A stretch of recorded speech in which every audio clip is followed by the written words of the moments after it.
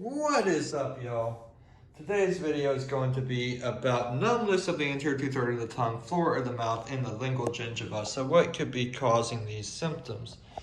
This is going to be our lingual nerve being damaged, right? Because the lingual nerve supplies sensory innervation to the anterior two-thirds of the tongue, floor of the mouth, and lingual gingiva. Okay, so this lingual nerve is going to run anterior and medial to the inferior alveolar nerve. It's going to be medial and inferior to the third molar, so it's going to run below the teeth. And there's a nerve called the chorda tympani right here, but attached to the lingual nerve. This nerve comes from the facial nerve, cranial nerve 7. The lingual nerve is coming from the mandibular branch of the trigeminal nerve, cranial nerve 5. So these are going to actually combine. And chorda tympani will attach to the lingual nerve in the infratemporal fossa. So this is all infratemporal fossa stuff.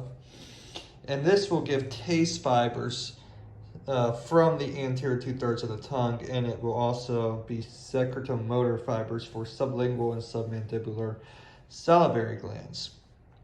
So it's going to have some taste sensation as well as some secretion for these two glands.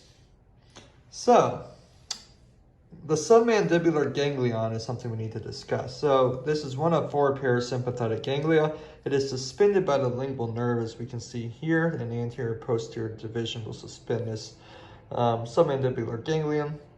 It will be supplied by the lingual nerve, supplied by presynaptic parasympathetic fibers, secretomotor fibers of the facial nerve, which is going to, come from here.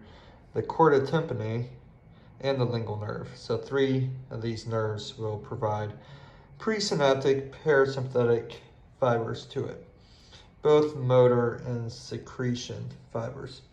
So postganglionic fibers will target the submandibular gland and also, I believe, the sublingual gland. This will cause the glands to secrete saliva. These are